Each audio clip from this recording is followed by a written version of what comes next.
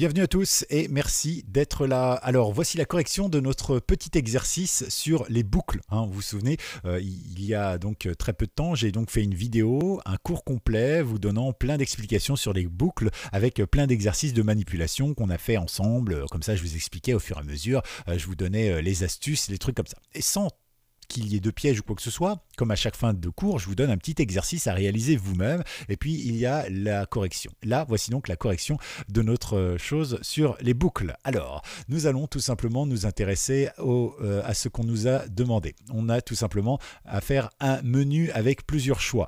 Choix numéro 1, il faut afficher tous les chiffres entiers pairs de 0 à 100. Inclus, d'accord. Ensuite, ça vous fait travailler tout ce qu'on a vu jusqu'à présent. En choix numéro 2, on avait évidemment la possibilité d'afficher toutes les tables de multiplication de 1 à 10 et d'afficher évidemment la table avant la série de calcul en disant par exemple, voici la table de 10, voici la table de 3, voici la table de 5, etc. etc. D'accord. Mais là, on ne demande pas le choix de l'utilisateur. Ça veut dire que quand on clique sur 2, eh bien en fait, on doit avoir toutes les tables qui s'affichent d'un seul coup. D'accord. Ensuite, ici, on va se retrouver avec une information.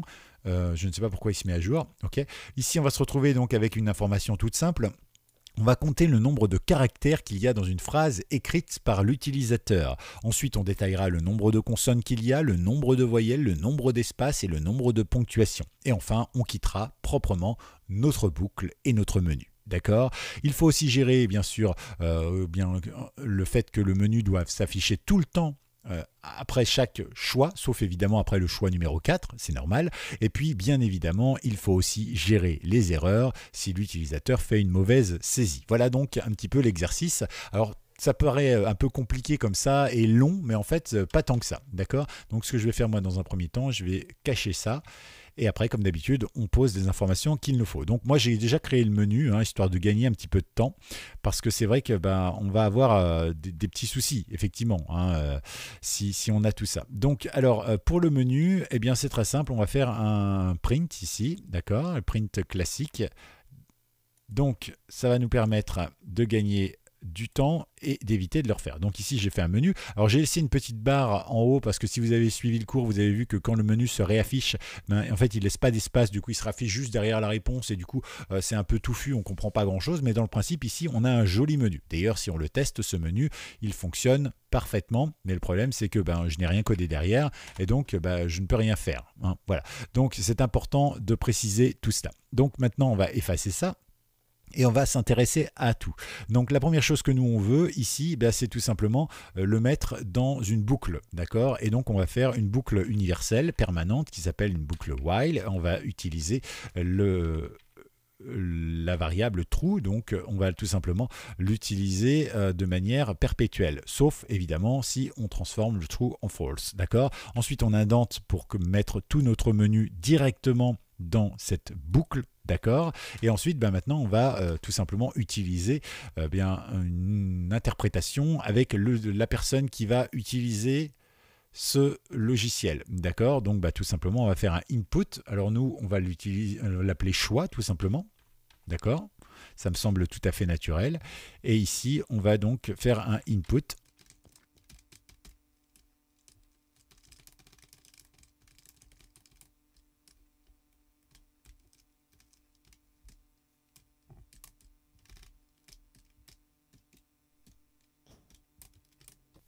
Ok, donc maintenant notre choix il est tout simple et il est efficace, n'est-ce pas? C'est-à-dire qu'ici on se retrouve tout simplement avec des informations qui peuvent nous permettre de trouver la réponse. Donc ça veut dire que ici on va avoir un choix utilisateur et qui va nous donner donc une réponse. C'est-à-dire que maintenant ici dans choix on va recueillir la réponse de l'utilisateur, savoir s'il veut aller ici, faire ci ou faire ça, ou quitter, tout simplement. D'accord? Donc, comment ça va marcher? Eh bien, c'est très simple. On va donc maintenant prendre les choses dans l'ordre. On va rester dans notre boucle, ça me paraît important, sinon ça ne va plus fonctionner. Et on va tout simplement pouvoir se poser la question. If choix égale 1. Et dans ce cas-là, qu'est-ce qu'on veut faire? Eh bien, on lit. Alors, le choix numéro 1, afficher tous les chiffres entiers par paire de 0 à 100 inclus. D'accord? Donc, encore une fois, ça correspond au cours qu'on a vu. Et donc, dans ce cas-là, on va faire tout simplement for chiffre. Ouais. In range va l'associer comme ça et on va mettre 101, d'accord? Ça va essayer de faire un petit peu trop. Voilà, mais vous pouvez mettre 101, oui, ça me semble être la meilleure solution parce que sinon il va s'arrêter à 99 si vous mettez 100, d'accord? Et ici, on va tout simplement faire print chiffre.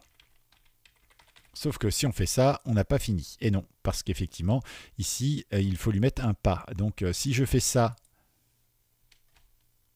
il va considérer que en fait, le premier chiffre c'est 101 et que le deuxième c'est 2. Donc il va aller décrescendo, d'accord? Alors nous on veut l'inverse, donc dans ce cas-là on lui met une première occurrence, ce qui fait que ça c'est le début, ça c'est la fin, c'est la borne, d'accord? Et ça c'est le pas qu'il doit utiliser. Le pas c'est donc le fait d'avoir tout simplement une...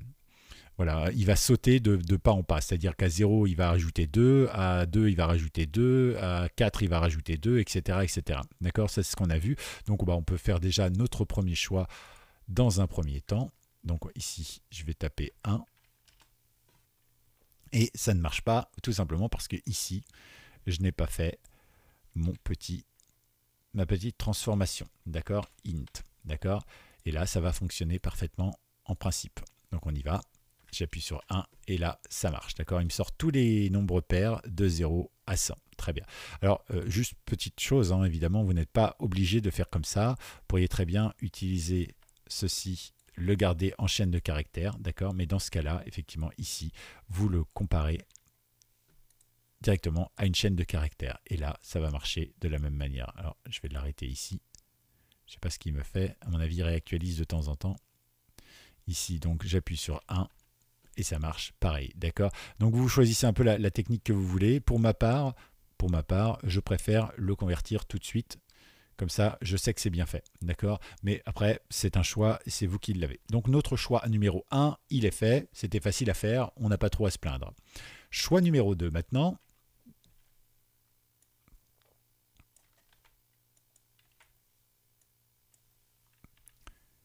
Qu'est-ce qu'on va faire dans notre choix numéro 2?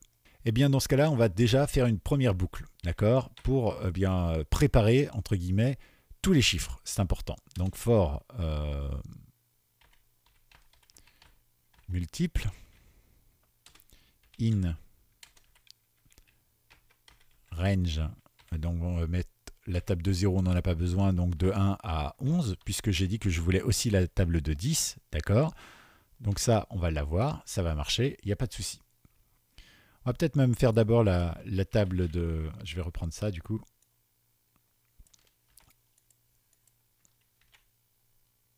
On va faire le choix des nombres. Donc nombre ici. In range de 1 à 11, c'est bon. On va indenter ceci pour prendre dedans et on va mettre nos multiples. Et enfin, eh bien, on va tout simplement calculer ce qu'on a à calculer, tout simplement en faisant, par exemple, allez, soyons très original, résultat égale, et donc ici, on va faire nombre fois multiple. Donc ici, je passe par une variable intermédiaire, mais on aurait très bien pu le faire directement dans notre print. Donc ici, print, et ici, on va afficher le reste. Donc toutes nos informations.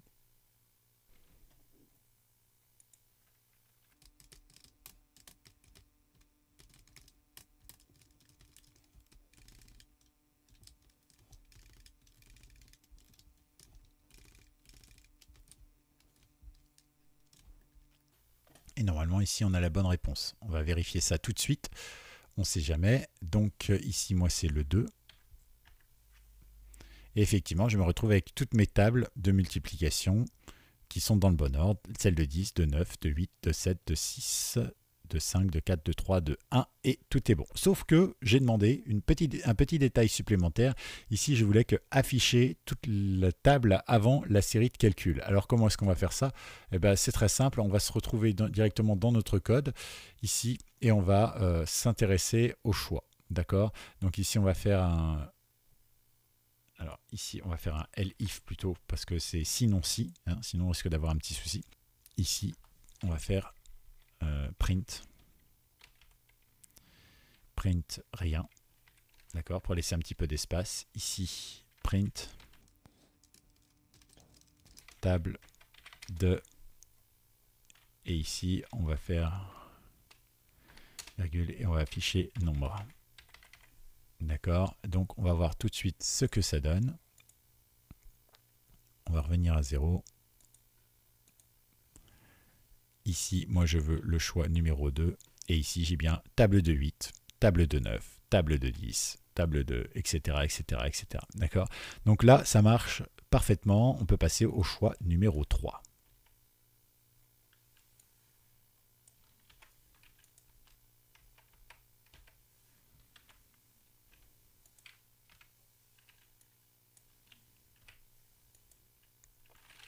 Alors, pour le choix numéro 3, eh bien, on va analyser une phrase. Donc, techniquement, on va reprendre un petit peu ce qu'on avait fait la dernière fois. Pour le choix numéro 3, on va sortir une liste de voyelles. D'accord? Aussi une liste de ponctuation. On va travailler avec ces deux listes. D'accord? Donc moi, je ne vais pas m'embêter. Je vais aller la chercher directement, cette liste. Parce que je l'ai créée en amont, histoire de gagner du temps. Je vais récupérer l'information. Ici, liste de voyelles, liste de ponctuation. D'accord. Donc ici, vous voyez, j'ai mis tous les accents, les i, les choses comme ça. D'accord. On va utiliser lower pour que si on est en majuscule, ça compte tout simplement comme une minuscule. D'accord. Le A majuscule deviendra un A minuscule, etc., etc. Ok. Pour la ponctuation, également, on va avoir besoin de pouvoir compter tout ça. Pour les espaces, il n'y a pas besoin. Déjà parce que je ne sais pas trop si ce serait utile de faire une liste d'espaces, mais bon, dans le principe, on va faire autrement. Donc on va compter maintenant un petit peu tout ce qu'il y a. Donc on va faire toute une série de compteurs voyelle par exemple, égale, on va commencer à 0, d'accord. On va faire un compteur ponctuation qu'on va initialiser aussi à 0. On a besoin d'un compteur d'espace.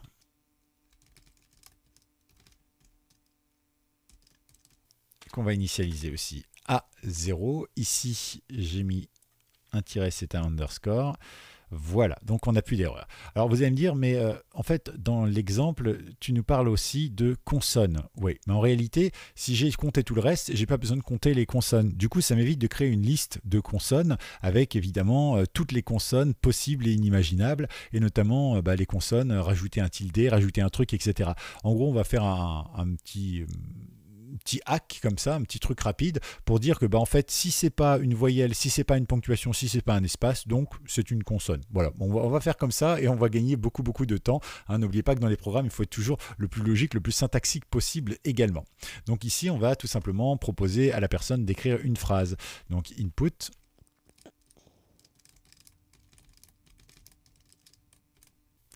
D'accord, donc ici pas de souci, on va lui définir une variable quand même pour pouvoir récupérer l'information. On va l'appeler, soyons très créatifs, phrase. Il ne faut pas oublier que ça doit être facile à lire pour tout le monde, pour les gens également qui ne connaîtraient pas votre code.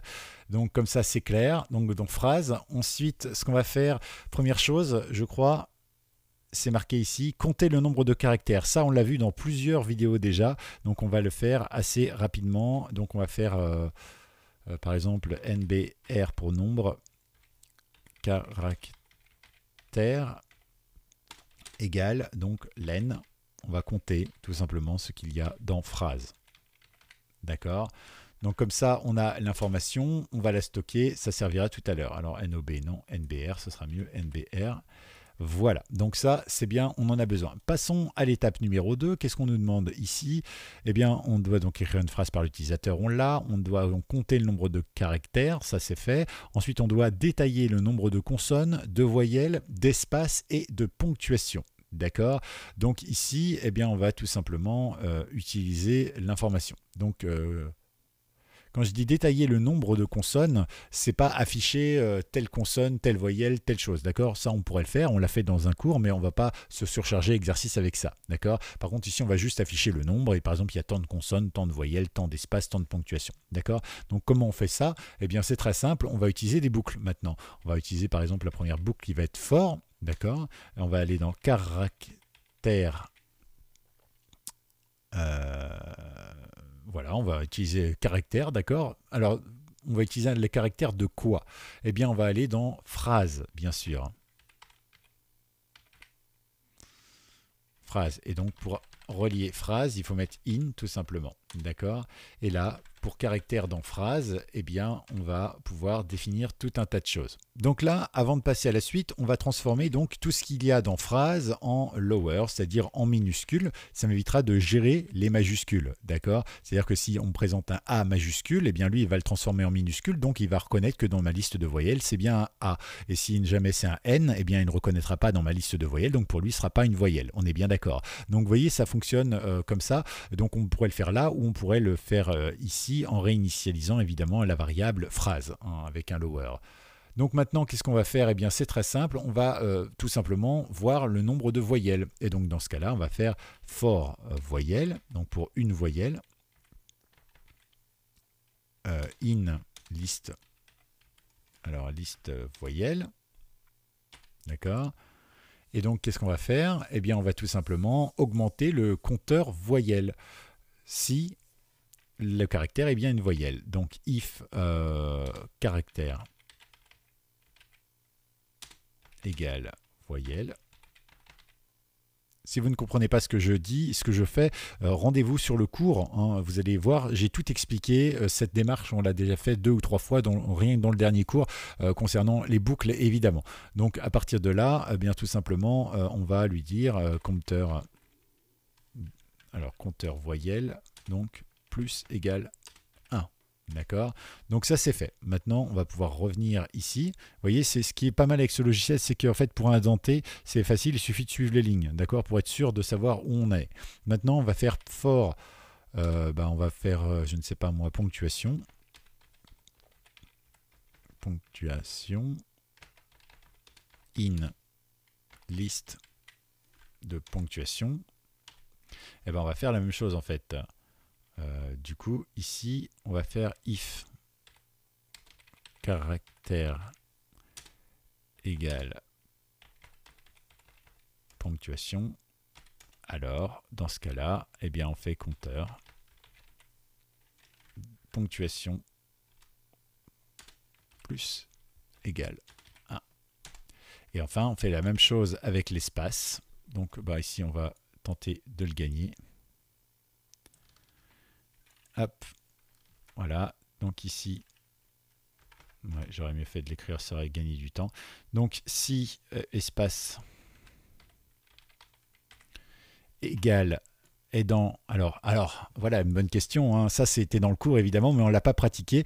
Alors, eh bien, tout simplement, on va lui laisser un petit espace ici entre deux choses. Du coup, dans espace, s'il trouve un espace, eh bien, dans ce cas-là, on va pouvoir gérer les choses. Donc ici, on va faire compteur espace, ça doit être avec un S, et plus 1. D'accord? Alors, c'est pas avec un S. Ici, on va le mettre avec un S, du coup, voilà, pour que ce soit cohérent. Et là, normalement, ça doit fonctionner. Alors, qu'est-ce que j'ai oublié? Compteur d'espace. Ah oui, d'accord. Bon, on va reprendre le nom. On va gagner du temps. Voilà. Donc là, techniquement, on a ce qu'il nous faut. C'est-à-dire qu'à partir du premier caractère, c'est-à-dire de notre phrase, d'accord, il va prendre la première lettre. Par exemple, si j'écris, je ne sais pas, afficher ou menu, par exemple, si j'écris menu, eh bien, dans un premier temps, la première lettre, ce sera M de menu, d'accord? Donc, il va prendre M de ma phrase, d'accord? Et il va regarder si c'est une voyelle. Non, donc il n'ajoute pas 1 à voyelle. Est-ce que c'est une ponctuation? Non, il n'ajoute pas 1, etc., etc., d'accord? Donc maintenant, comment on fait pour afficher le tout et le nombre de consonnes? Eh bien, c'est très simple. On va déjà définir un nombre de consonnes. Nombre consonnes égale. Et donc, dans ce cas-là, on va faire tout simplement phrase. On va faire nombre de caractères. On va gagner du temps. Nombre de caractères moins tout le reste. C'est-à-dire que ça va être moins compteur voyelle, moins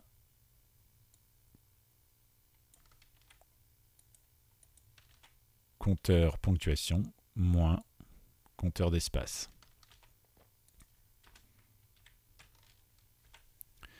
D'accord? Donc là, maintenant, on a une nouvelle variable. Donc ça, c'est plutôt chouette. Et on va pouvoir maintenant utiliser toutes ces variables dans ce qu'on appelle un print. Et on va le faire tout simplement. Donc pour le print, eh bien, on va faire afficher un résultat. Donc ici, on va faire donc, par exemple, on va mettre 2 points, voilà, comme ça. Donc on peut faire quelque chose comme il, a, ici. Donc on va récupérer le nombre de caractères.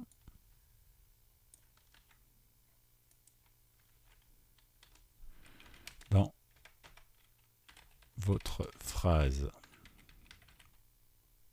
passez à la ligne. Ensuite, qu'est-ce qu'on voudrait afficher? Eh bien, on va afficher tout simplement... oh non, on va en faire un nouveau print en fait.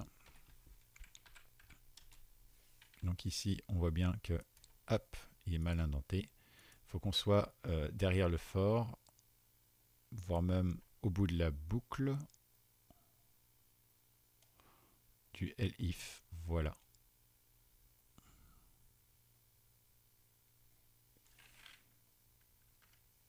Là. Ici. Et donc, ici, on va faire un deuxième print pour que ce soit plus clair, on va dire.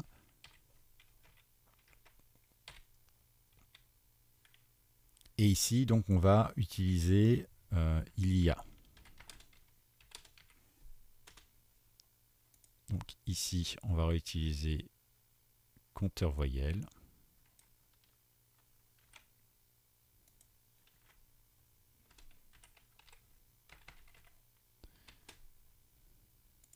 Compteur nombre de consonnes.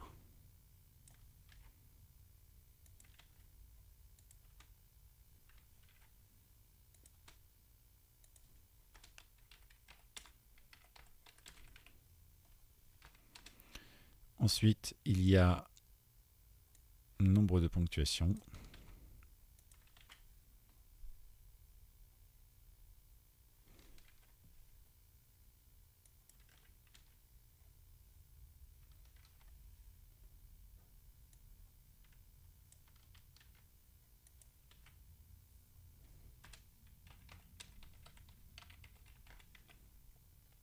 Et enfin,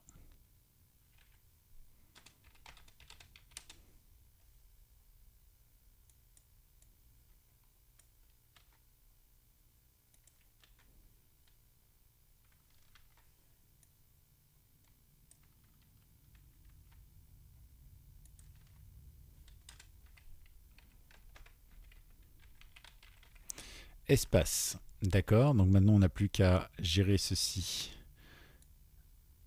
pour lui indiquer que c'est bien les valeurs que l'on veut.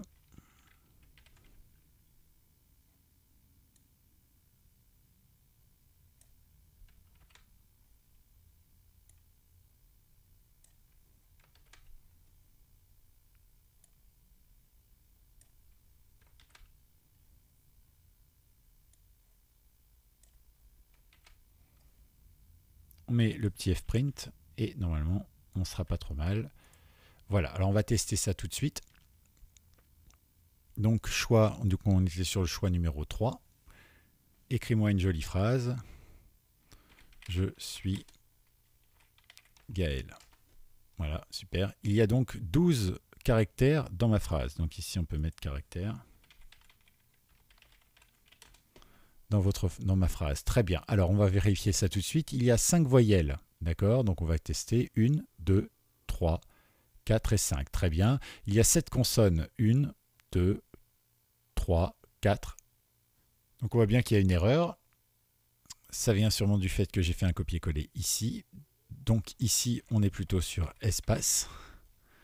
Voilà, on va vérifier tout de suite si la bonne réponse est là.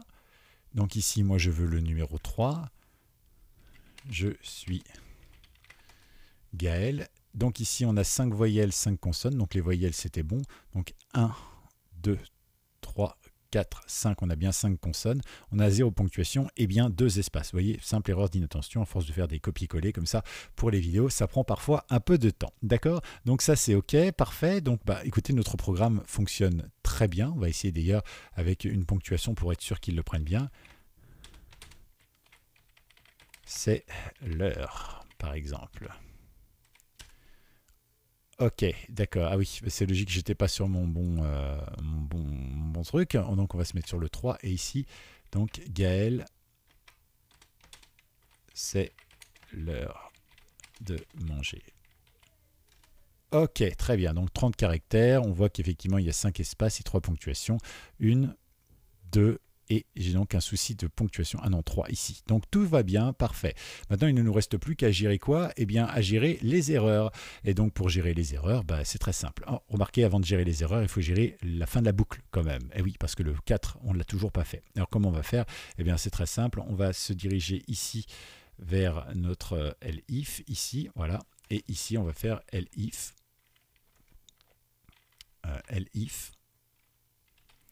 Si j'aime, sinon si, donc choix égale 4.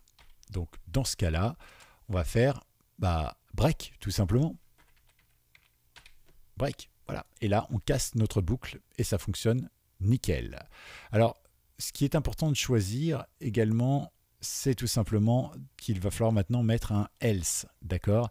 Pourquoi? Eh bien tout simplement parce qu'en fait, on a mis des elif, mais en fait, qu'est-ce qui se passe si par exemple je tape 5, 7 ou x, d'accord? Alors si je tape x, il va me générer une erreur, mais si je tape pas, si je tape un chiffre, il ne me générera pas d'erreur, puisqu'effectivement, ici, moi, j'ai transformé mon choix en integer. Ça veut dire que pour lui, 5 est une valeur recevable, il ne créera pas d'erreur. Donc je suis obligé de lui dire que ici, s'il y a une erreur, donc else, si finalement c'est pas 1, 2, 3 ou 4, eh bien donc, dans ce cas-là, je vais lui dire, tu vas me dire que ton système, enfin la réponse est une erreur. Donc on va faire raise, et donc ici on va faire un value error.